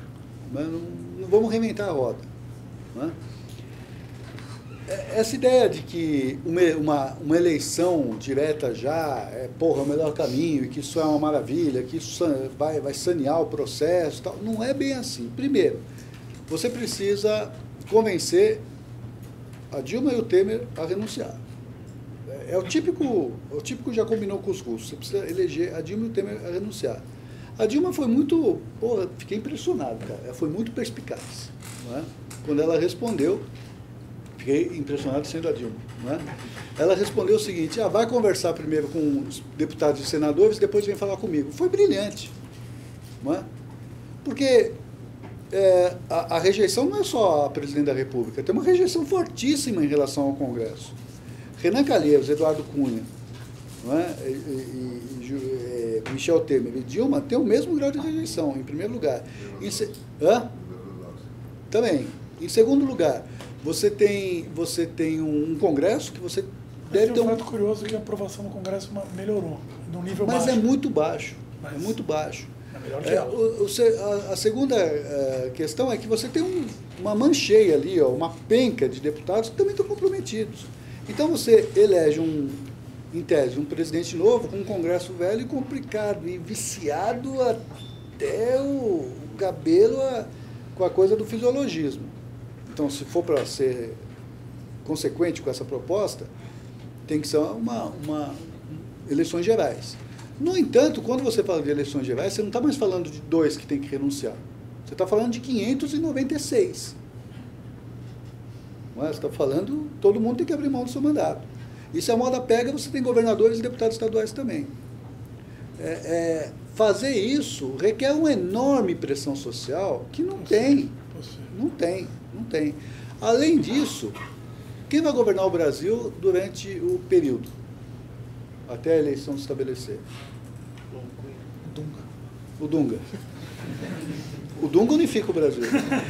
Unifica. Mais do que ela. O Dunga, bom, não dá. Terceiro ponto. Com um cardápio que está aí, e depois de um trauma como esse, quer dizer, impeachment, TSE, impugnação, tal, joga esses nomes que estão aí na rua para fazer uma eleição. Cara, vai ser pancada. Pode sair qualquer coisa. Pode ser qualquer coisa. Pode dar até... Perdão, viu, não é pessoal. Pode dar até a filha do Fujimori, como está acontecendo no Peru. Qualquer coisa pode acontecer. Entendeu? Então fica muito complicado. E aí a questão, se a Dilma cai e não melhora, tem um choque. Claro que tem. Mas aí está na linha do Naércio. Uma coisa no macro você o produto cair 3 e tanto, quase 4, 2 anos seguidos, é uma façanha meio... É notável. No Brasil, só na grande depressão. Alguma volta simplesmente a bola batendo de volta para cima, pode ter. O produto na Argentina caiu em 2001, 15%. Depois você volta, porque tem o processo pode ser... Eu estou falando isso há muito tempo, vocês sabem, vocês já me ouviram falar isso. O processo pode ser um processo muito mais parecido com a Argentina de 2001 do que qualquer outra coisa, cara. Mas lembra que voltou rápido. Só que a Argentina 2001 se beneficia de um mundo que era bem melhor do que novamente. O mundo era melhor, mas olha, você teve... A taxa de juros era mais alta, o efeito do mundo eu acho ambíguo. Talvez a gente tenha que, de fato, reestruturar. Essa é uma possibilidade. Já que é para ser pessimista ou otimista. Chamaram do Aldi para fazer uma ponte e, detalhe, o processo acabou bem pra cacete, né? Deu o Kirchner 1 e 2 vezes, depois da mulher dele 2 vezes. Então, mas cresceu, e por isso que eles ficaram no poder. Entendeu? A pergunta agora é se o Temer sobrevive ou não. Se der um rebouncing por razões mecânicas... Pode ser. Então, de qualquer forma, E eu vou defender depois que a gente tem que reestruturar a dívida da Petrobras. se cai e não melhora...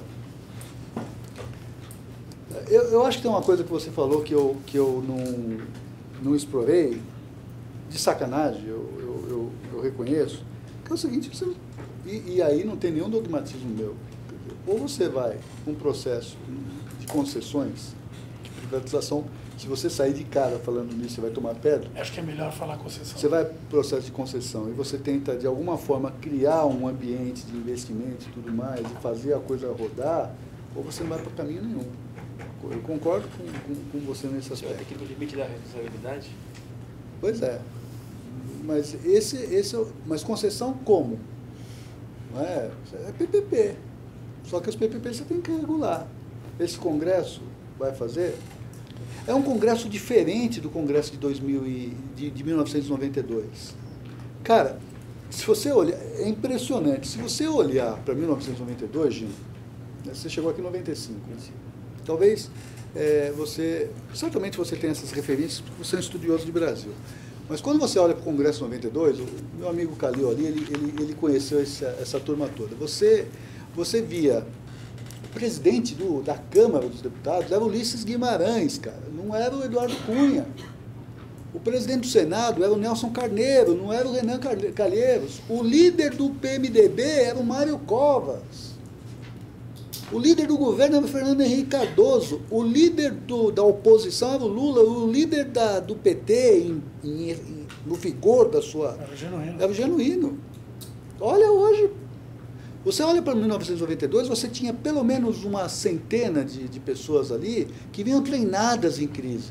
Você devia ter pelo menos 50 que tinham experiência desde o suicídio do Getúlio, que eu não vou enumerar... Essa geração é menos treinada. Eu não vou enumerar todas as crises que tiveram, do suicídio do Getúlio até o impeachment do Collor, porque a gente não sai daqui hoje.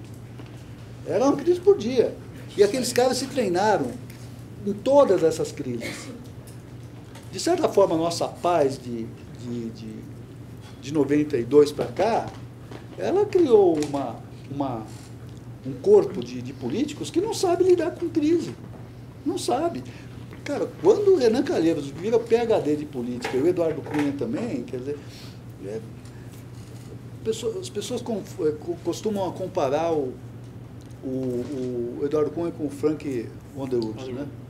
Eu acho que é uma bobagem, porque o Frank Underwood é um modelo muito simplificado, entendeu? É muito pior, sabe? É muito pior, a situação é muito pior. Então você tem um quadro Para otimismo, cara, você faz uma conta. O país tem uma Constituição a cada 30 anos, em média, né? O impeachment a cada 20 está mais ou menos a conta. Pois é. João, olha, outra coisa que a gente precisa deixar claro aqui. O Lula é o primeiro presidente da República no Brasil que recebe a faixa de um presidente eleito e que entrega para um presidente eleito. Nós estamos falando de 2010. 2010. É mais novo que o meu filho. 2010. Ah, mas porra, e antes? Faz as contas. Ah, não, mas o Epitácio Pessoa passou... Cara, aquilo não vale, porque aquilo é uma república oligárquica e 4% da população só votava. Entendeu? De 46 a 64 não teve. O Collor não recebe a faixa do presidente eleito, primeiro porque não foi eleito diretamente, segundo porque morreu e era o vice. O Fernando Henrique não recebe a faixa do presidente eleito. O Lula recebe o presidente eleito e passa para o presidente eleito. É a primeira vez na história do Brasil. Essa nossa experiência é complicado. Então nós vamos ter anos para melhorar. Não adianta se iludir. Uma pergunta, futurologia política à segunda potência. E vazamento aí do discurso do Temer, e parênteses, ainda bem que o Brasil não tem a bomba atômica que ele vai ser presidente, senão a coisa poderia... Pois é, você imagina. Onde que é o botão do WhatsApp aqui?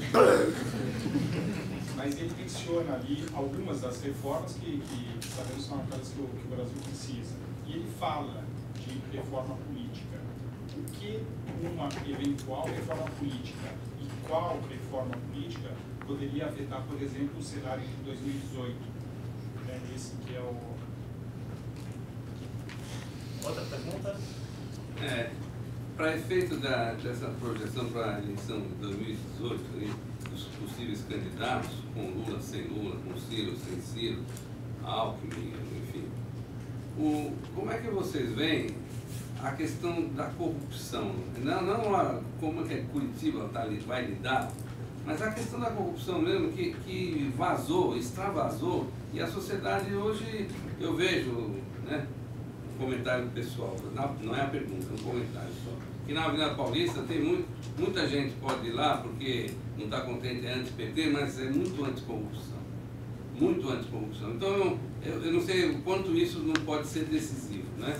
E um comentário para compartilhar com vocês, eu cheguei atrasado, mas o elevador da Brascan, grande informativo, mas estava assim: Temer entra no TSE com um pedido para que na análise da chapa seja separado o caso dele do Dilma. Então, mas é só um comentário do elevador que eu li, né?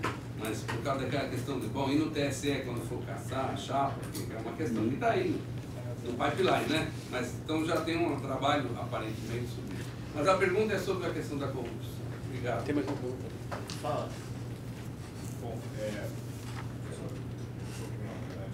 uma coisa que, possibilidade que foi inventada pelo Luiz.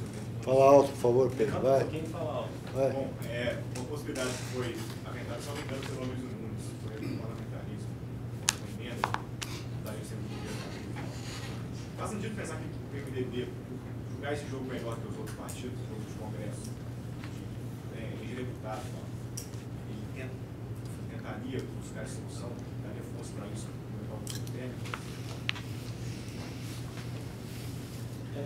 Tem mais um? Fala. Boa noite, minha pergunta vai para ela.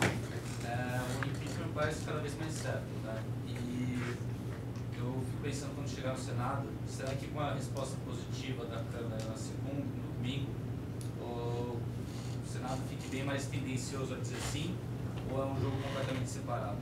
Eu tenho uma pergunta, para o Gino de macroeconomia, com essa diminuição da inflação, será que há a possibilidade de diminuir a taxa de juros no curto prazo? Como você vê essa possibilidade? E isso pode aquecer um pouco a economia no ano que vem. E a outra pergunta A gente foi treinado na PUC, nunca diminuiu a taxa de juros. Foram na manifestação, né? A outra Você querendo mim mesmo? Também a questão de corrupção. E tem um pouco a ver também com a contribuição de empresas para as campanhas eleitorais, que foi proibida pelo Supremo. E até que ponto isso pode mudar o perfil dos candidatos para o Congresso e até para cargos majoritários, na medida em que talvez o custo das campanhas diminua muito. Mas, por outro lado, se há a possibilidade do PMDB reverter isso, né? Reverter essa decisão. Porque eu acho que uma das principais razões para essa decadência tão grande no Congresso é o alto custo da campanha, que possibilita você ter maus elementos que estão dispostos a favorecer quem doa dinheiro a eles. Então, será que a Lava Jato, todo esse descontentamento com a corrupção, a proibição de contribuição privada não pode melhorar o país no longo prazo, instituições brasileiras? Deixa eu responder muito. Bom, a queda da inflação é uma condição necessária. Olha a cara. É uma condição necessária, de fato. Então, assim, uma primeira condição você está começando a preencher. Qual é o agravante? Você ainda está muito longe de onde você deveria estar, certo? Então, para não ser inconsistente com o primeiro argumento que eu coloquei, a queda da inflação não está vindo como resultado do esforço de política monetária, não houve um esforço de ancorar expectativas. Então, eu não sou muito otimista também no sentido de que a recuperação vai vir dos cortes de juros. Se a recessão não for gerada pela política monetária, não vai ser a política monetária que vai... um eventual alívio de política monetária vai mudar o quadro. Então, acho que vai ter. Quando domine, certamente, ele deve estar coçando a mão para começar a cortar juros, é a natureza dele. Mas eu alerto ao fato de ainda estamos muito longe onde queremos chegar, estavam falando assim, a média dos núcleos, que seria a tendência de meio prazo de inflação, apenas está caindo de 9, é pela primeira vez que começou a cair em 12 meses. Serviço está gerando a quanto? Serviço está gerando a quanto? Serviço está gerando a 7,5. Serviço está gerando a 7,5. Mas, duas coisas. Primeiro, uma queda de inflação não vai, a expectativa de inflação não vai ser consistente enquanto o quadro fiscal não estiver resolvido.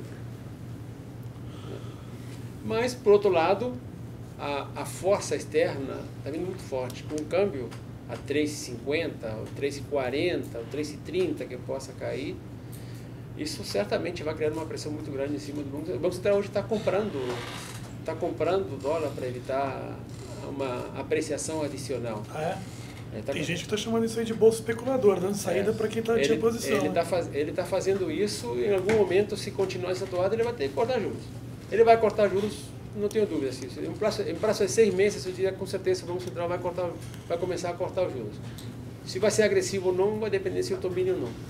Se for Tombini, provavelmente vai começar a cortar juros de forma muito agressiva. Se isso vai fazer diferença no quadro da atividade, diria mais na linha do João, que os juros longos vão aliviar a situação financeira de muita gente.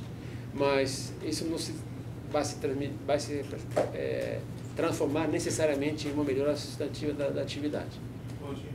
Sim. Boa noite. Boa noite. Pegando o gancho mesmo referente ao câmbio, essa semana o Banco Central interviu 2 vezes no câmbio. Isso não é ruim para o mercado? Na evolução do mercado? O mercado nunca vai reclamar da intervenção. O mercado financeiro, você vai no mercado... O mercado financeiro, sim. O mercado financeiro nunca vai reclamar da intervenção, porque só está na outra ponta. Se ele quer comprar, eu vendo. Se ele quer vender, eu compro. Isso não atrapalha, por mais que ele tenha intervenção. Não, esse não vai ser o problema. Não tinha put do Bernanke, aqui tem put e call do Tombini. Você não vai ver ninguém reclamando pela intervenção. Vai reclamar aquele que ficou muito vendido, queria que caísse mais, esse geral não vai reclamar. O mercado se adapta facilmente a isso. Por mais que o mercado seja dando de lado, isso... Não. Mas o que eu estou dizendo aqui, ele, nessa última semana em particular, ele atuou bastante na ponta compradora, depois de muito tempo, colocando sobe o reverso e tal. Porque ele está querendo, ele vê o efeito, corretamente o efeito do reverso dele. Você vai para 4, vai para 3,20, depois vai novamente, sei lá, para 3,70, 3,80, esses movimentos, para o mercado financeiro pode absorver facilmente, porque como falei no início aqui, o trader pode comprar de manhã e vender de tarde e não tem problema com isso. Mas para o exportador, isso é mortal. A volatilidade, mais do que o nível, o que mata a atividade de comércio exterior é a volatilidade do câmbio. Tá? O mercado financeiro não vai reclamar. Quem vai reclamar é o setor real. O que estava se falando dessa retomada do setor exportador, esse movimento é mortal para eles. Vamos então para finalizar. Deixa eu pegar. Geraldo, a última questão que eu vou responder é a sua, porque ela fecha o raciocínio. Tá? E aí passo pela do Pedro também. Em primeiro lugar, o impeachment, aqui, o Senado. O Senado, eu não acho que é um jogo de separado, porque, cara, você cria uma dinâmica. Normalmente você cria uma dinâmica. A ideia do estouro da boiada, ela é muito forte nesse sentido mesmo. Olha, a opinião pública foi para aquele lado e eu acho que aquele senador que vai disputar a eleição comigo daqui 2 anos, ele se posicionou dessa forma, eu não posso ficar muito diferente dele, no meu estado eu quero... Então, a dinâmica regional e o movimento geral todo, é isso que determina a racionalidade do político. Aliás, é o que estamos observando agora na própria Câmara. É isso, quer dizer, é essa coisa. Que o PP ia pular fora, mas claro que ia. O PMD, claro. Agora veio o Pisciano e falou assim, não, meu pai me traiu. Traiu o cacete, isso é jogo jogado. Vai lá você primeiro, coloca lá o pezinho, se a Dilma se recuperar, você me puxa, se a Dilma afundar, eu te socorro. É isso. O menino disciplinado. É isso. O papai e o filhinho se acertaram. É assim, né? A dinâmica, ela se dá dessa forma.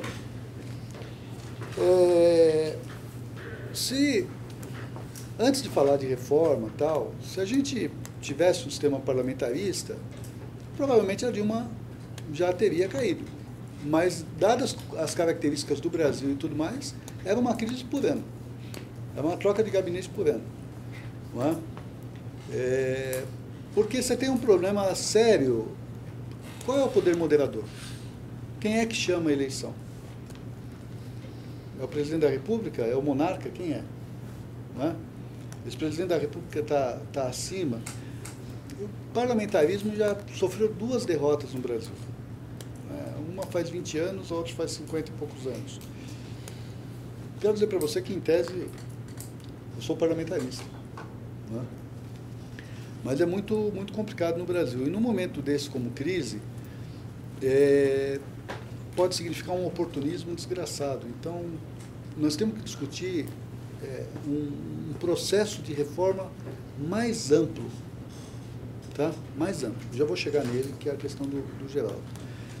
A questão do Naércio e do Calil são muito parecidas, porque o Calil está falando da corrupção e o Calil está falando de financiamento de campanha. Está ali, ó. Não é? Está ali. O problema da corrupção, tem um problema na corrupção, Calil, que ele é complicadíssimo, porque é o seguinte, a corrupção bem feita, ela não aparece. Então a gente não sabe o quanto que o governo que está aí, ele é o mais corrupto ou ele é o mais inepto. Não é? Me parece que é as duas coisas, não é? Porque a dimensão que assumiu e tal. Agora, com relação à corrupção, um dos promotores ontem, na 28ª fase da Lava Jato, ele disse o seguinte, o sistema político está comprometido. Está apodrecido. Está apodrecido. Então, eu acho que o que a gente tem que apostar é para medidas institucionais. Não é? Para medidas institucionais. O financiamento de campanha, ele tem um problema. A pergunta que você faz é perfeita, né? Muda o perfil de candidato? Muda. Pode mudar para pior. Pode mudar para pior. Porque pode ser candidato que venha de caixa 2 de crime organizado. Não descarte essa possibilidade. Entendeu?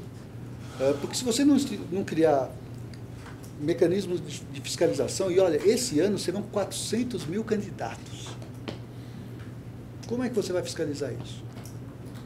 De onde vem o dinheiro? Vai baratear a campanha? Certamente a campanha de televisão vai baratear. Porque a campanha de televisão ela é tão visível que todo mundo vai perguntar quanto custou isso. Mas, cara, a camiseta, o churrasco, tal, aquela coisa, sanduíche, entendeu, cara? Aquela coisa, sobretudo no interior do Brasil, isso é complicadíssimo. Bom, a Justiça Eleitoral não consegue fiscalizar um lambe-lambe na Praça da República à luz do dia. Quanto mais você tem uma vantagem do sistema de contribuição de empresas, que é essa que nós estamos vendo aqui, ó.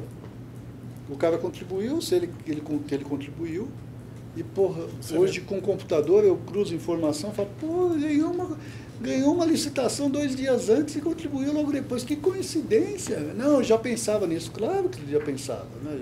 Entendeu? Então você vai perder informação. Você vai perder uma informação importante, de qualidade. Não é? Nesse sentido, Nércio, não é só a contribuição da campanha, é como que você vai institucionalizar a mudança, que é a pergunta do Geraldo. Quer dizer, qual é a reforma política que você vai fazer? Como cientista político, eu sou um cara constrangidíssimo há muito tempo de falar de reforma política, porque isso é uma bobagem que não anda no Brasil, da forma como é pensado. Porque toda vez que você fala em reforma política no Brasil, você está sempre se referindo à reforma do sistema eleitoral. E o sistema eleitoral no Brasil, ele tem alguns problemas, mas ele não é tão ruim. O voto pode ser proporcional, como se você acabar com coligação proporcional, você pode ter cláusula de barreira, você melhora, tal. Você pode até dar uma melhora. O problema é o seguinte, você tem que fazer uma reforma dos mecanismos políticos de poder, dos instrumentos políticos de poder. Bonito, né? Dá para escrever um artigo sobre isso. O que é isso? Por exemplo, o mandato. O cara pode ser 40 anos vereador da cidade de São Paulo, como um vereador que tem aqui, o Vadim Motran, ele tem até um apelido, não é? Você pode ser? como foi o Brasil, você pode estar há 40 anos na Câmara dos Deputados, como o Henrique Eduardo Alves ficou. Será que isso é salutar? Não é? Será que a gente não tinha que limitar o número de mandatos? Imagina, um sujeito que fique... Eu não estou falando que tenha que ser nessa ordem. Mas o cara fica dois mandatos como vereador, são 8 anos. 2 mandatos como deputado estadual. Ele foi um bom vereador e agora ele vai levar a sua experiência para o Estado. Ele vai ser deputado estadual. Ele foi um bom deputado estadual, ficou 2 mandatos e agora vai levar a sua experiência para o país. Vai ser um deputado federal. Ele vai ficar mais 2 mandatos. Só nessa brincadeira, 8, 16, 24. Porra, chegou o Senado. 2 mandatos, 16 anos, 40 anos de atividade política, progressiva. Agora, ficar 40 anos num lugar só, você não tem alternância, você não tem rotatividade. Eu estou dando só um exemplo. Não é? Os gabinetes precisam ser organizados como são. O número... Cara, sempre se falou que você tinha entre 22, 23 mil e 25 mil cargos de livre provimento, que é a moeda de troca que você tem no Brasil. Não deveria ser programa, mas é a moeda de troca. O pessoal do PMDB estava me falando a semana passada que 25 mil cacete, são 46 mil cargos, não sei. Ou seja, é pior. Não é? Será que você não tem que disciplinar o uso desses cargos de livre provimento? Será que a reforma política, Geraldo, não seja uma reforma eleitoral, mas uma reforma de instrumentos políticos? Agora, a grande questão para institucionalizar até mesmo o problema da corrupção é quem faz. Escrevi um artigo no Estadão recentemente com o Alexandre Schneider e com o Rubens Gleiser, e outras pessoas também agora estão falando nisso, e é super salutar. Você precisa ter uma constituinte exclusiva. Né? Agora, o que é constituinte exclusiva? Você vai chamar pessoas para fazer só aquilo, só a reforma desses tais instrumentos políticos do poder. No passado, o Fernando Henrique falou disso, tomou porrada. Por quê? O PSDB está forte, se fizer, vai encher de tucano e vai fazer a reforma como bem entender. Morreu. Aí veio a Dilma em 2013, falaram, tal, ela repetiu isso, tomou porrada também. O PT está forte, tal, vai fazer de acordo com os interesses do PT. Nesse momento nós temos uma vantagem, ninguém está forte. Todo mundo está na lama, literalmente. Não é? Todo mundo está mal. Outra coisa, nessa situação, você poderia fazer uma reforma, você poderia fazer uma constituinte exclusiva com candidaturas avulsas. Você já é brasileiro? Não é. O João é. Vou ter que voltar na Keiko. A situação é outra. O João se candidata. Só que ele tem um compromisso, que não é registrar no cartório e depois rasgar, não. É o seguinte, você tem um compromisso que é o seguinte, é candidato constituinte, não é mais candidato depois. Porque tem um detalhe, Geraldo, quem tem criança em casa sabe, você tem 2 crianças brigando por causa de uma barra de chocolate, você tem 4 formas de agir. Né? Uma delas é comer o chocolate e falar assim, ferre-se vocês. Né?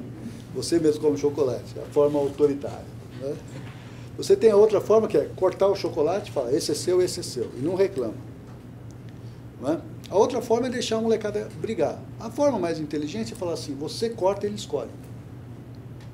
Né? Dentro desse princípio, você corta, você divide, ele escolhe, você teria essa reforma, essa constituinte exclusiva, para eu faço as leis,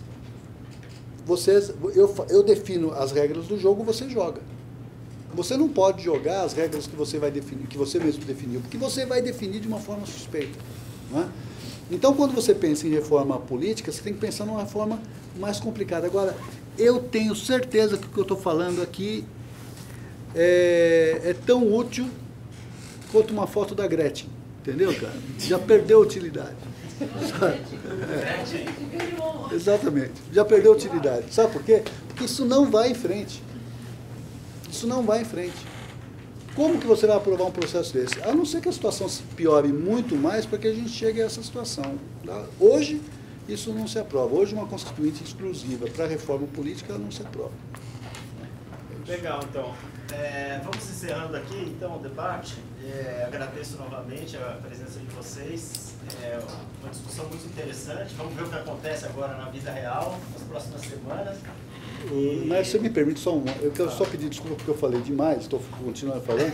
Mas é o seguinte, pessoal, é que eu tenho data de vencimento limitada, porque daqui a pouco o Brasil vai melhorar muito, e só o Gino e o João vão falar e eu vou Você ficar está quieto. comprando. Exatamente.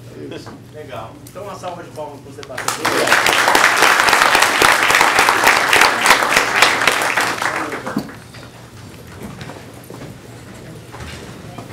É verdade. O pessoal costuma dizer que o país não